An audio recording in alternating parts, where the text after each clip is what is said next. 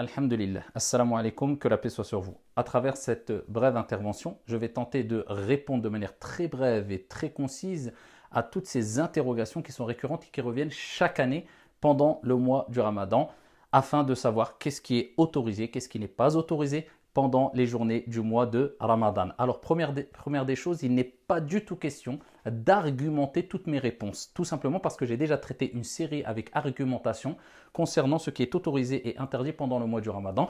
Je vous renvoie vers mon site officiel rachideljaï.com ou ma chaîne YouTube officielle. Il y a une rubrique questions-réponses de Ramadan. Alors, ici, je vais répondre de manière très résumée, Inch'Allah, ou billahi tawfiq, et mes réponses sont basées principalement sur l'école de droit, le madhab de l'imam Malik rahimahullah. On traite le premier sujet. Concernant le dentifrice, ce n'est pas illicite d'utiliser du dentifrice pendant les heures de jeûne du Ramadan, pendant les journées du mois du Ramadan. Par contre, cela reste déconseillé par crainte d'avaler une substance et que cette substance parvienne à la gorge puis à l'estomac. Donc, si vous êtes amené à le faire, je dis bien pendant la journée du jeûne du Ramadan, donc utilisez un minimum de dentifrice afin d'éviter de l'avaler, et le fait de délaisser cela est préférable. Concernant les personnes qui sont malades, donc, ou une personne tout simplement qui craint pour sa santé de manière claire s'il est amené à jeûner. Donc à ce moment-là, il ne jeûne pas, il est considéré comme une personne malade et il devra rattraper sa journée de jeûne quand il en aura les capacités après le mois du Ramadan, Inch'Allah. Concernant les personnes qui ont une maladie chronique, donc une maladie qui va les suivre quelque part à vie. À ce moment-là, ces personnes-là, ils ne sont bien sûr ni tenus de jeûner le mois du Ramadan, mais aussi ils n'ont pas à rattraper ces journées de jeûne non jeûnées. Mais par contre, il est préférable, pas obligatoire pour eux, de nourrir un pauvre pour chaque jour non jeûné. Et il en va de même pour les personnes très âgées, très avancées dans l'âge. Donc pour eux, il n'est pas obligatoire de jeûner si ils éprouvent une grande difficulté et pénibilité ou il y a un risque clair pour leur santé dû à leur âge très avancé. Et par contre, cela, il leur sera préférable simplement de nourrir un pauvre pour chaque jour non jeûné. Concernant les vomissements, si la personne vomit de manière involontaire, à ce moment-là, cela n'annule pas du tout son jeûne. Par contre, même si elle a vomi de manière involontaire, mais elle a été amenée à ravaler, akramakumullah, une partie de son vomi, eh bien, cette journée de jeûne devra quand même être rattrapée. Par contre, si la personne vomit volontairement, cela, bien sûr, annule la journée de jeûne. Concernant les glaires, akramakumullah, cela n'invalide pas le jeûne dans l'école de l'imam Malik, mais une majorité de savants considéraient que cela annulait le jeûne, le fait de ravaler ces glaires. Donc il est préférable de s'en débarrasser de ces glaires, de ne pas les ravaler, mais comme je vous ai dit précédemment, dans l'école de l'imam Malik, rahimahullah ta'ala, ravaler ces glaires, akramakumullah, cela n'annule pas votre jeûne. Bien sûr que ravaler sa salive, c'est quelque chose de naturel et on ne peut pas s'en détacher, cela n'annule pas du tout le jeûne. Al-imsak, c'est l'abstention, le fait de s'abstenir de boire et de manger de manière préférable 15 à 20 minutes avant l'heure de l'fajr. On a le droit de manger et de boire jusqu'à l'heure de l'fajr.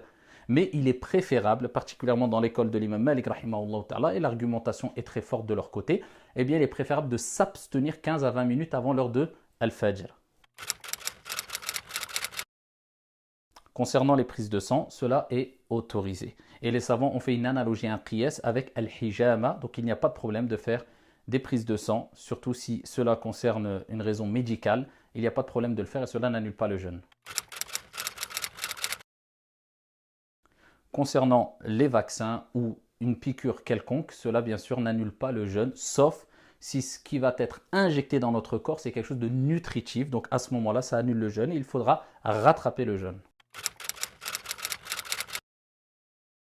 Alors concernant les gouttes qu'on met dans les yeux ou dans le nez ou dans les oreilles, la règle elle est claire. Tout ce qui va parvenir à la gorge, eh bien cela annule le jeûne. Si on s'assure que ça ne parvient pas à la gorge, à ce moment-là, cela n'annule pas le jeûne. Donc c'est pour cela qu'il est préférable de ne pas utiliser de gouttes ni pour les yeux, ni pour le nez, ni pour les oreilles pendant la journée de jeûne, mais les utiliser avant d'entamer la journée de jeûne ou bien après avoir ici terminé sa journée de jeûne. Si c'est impératif et c'est médical et on est obligé de le prendre en journée bien sûr, eh bien à ce moment-là, si on sait que ça va parvenir à la gorge, eh bien on rompt le jeûne et on rattrapera le jeûne après le mois du Ramadan, Inch'Allah.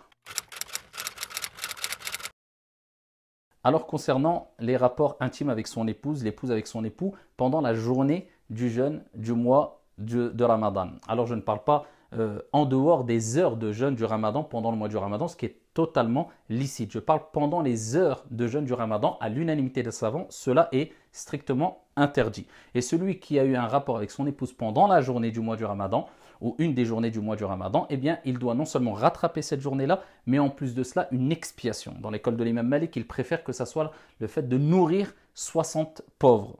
Et concernant le fait d'embrasser son épouse ou son époux, ou bien d'avoir ici des caresses ou autres, eh bien, les savants ont dit qu'il y avait plusieurs cas. Si la personne le fait pour dire au revoir, bonjour, de manière, on va dire, sans trop de désir, et s'il n'y a aucun problème de le faire. Si c'est fait avec un désir qui peut provoquer la sortie d'un des liquides qu'on appelle soit al-mani ou soit al-mavi, c'est-à-dire le liquide séminal qui peut sortir après des désirs, ou bien le sperme. Donc à ce moment-là, ils disent que s'il y a une crainte, cela est déconseillé. Et si la personne, elle sait pertinemment que cela va provoquer la sortie d'un de ces deux liquides, cela devient interdit. Alors concernant tout ce qui est gel, crème, etc., cela est autorisé car ici le dalil c'est adamud dalil, la preuve c'est qu'il n'y a pas de preuve qui l'interdit. Concernant le parfum, le fait de sentir des odeurs ou bien de l'encens ou bien ce qu'on appelle al-prur, ici s'il y a une fumée qu'on va inhaler avec une bonne odeur, accompagnée d'une bonne odeur, de telle sorte que les particules de la fumée parviennent à la gorge, cela annule le jeûne si on l'a fait volontairement. Mais si c'est simplement des odeurs qu'on sent sans qu'on soit amené à inhaler beaucoup de fumée, cela n'annule pas le jeûne. Donc pour le parfum, il n'y a pas de problème. Mais attention aux fumées qu'on peut être amené à inhaler, surtout quand on utilise de l'encens. Alors concernant ceux qui sont amenés à boire ou à manger par oubli pendant la journée ou une des journées du mois du Ramadan. Il faut savoir que d'après le récit prophétique authentique, c'est Allah subhanahu wa ta'ala qui l'a abreuvé ou qui l'a nourri et il doit continuer sa journée de jeûne. Mais dans l'école de l'imam Malik, ils disent oui, il doit continuer sa journée de jeûne, mais par contre, il doit obligatoirement rattraper cette journée après le mois du Ramadan. Alors concernant la femme qui est enceinte ou la femme qui allait, si elle doit rompre le jeûne, dans les 4 écoles juridiques, ils disent qu'elle doit rattraper obligatoirement cette journée de jeûne non jeûnée après le Ramadan quand on aura les capacités. Par contre, concernant la femme enceinte, dans l'école de l'imam Malik, elle est considérée comme quelqu'un de malade. Si bien sûr, il y a un risque clair pour sa santé ou la santé du bébé si elle est amenée à jeûner. Et donc à ce moment-là, elle est considérée comme quelqu'un de malade.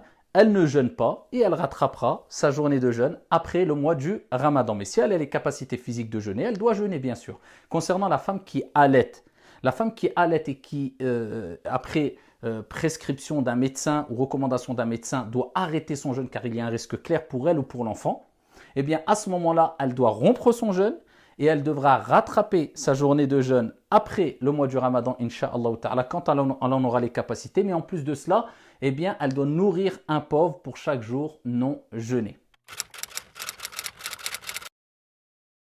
Alors, médire, se disputer, apporter de faux témoignages pendant la journée du jeûne du Ramadan, même en dehors du Ramadan, cela est interdit, fait partie des grands péchés. Par contre, ici, pendant le mois du Ramadan, c'est encore plus grave. Est-ce que ça annule le jeûne? Non, ça n'annule pas le jeûne, mais ce qu'on peut dire, c'est que la récompense est diminuée, voire quasi inexistante si on est amené à mentir, se disputer ou commettre des graves péchés pendant la journée du jeûne.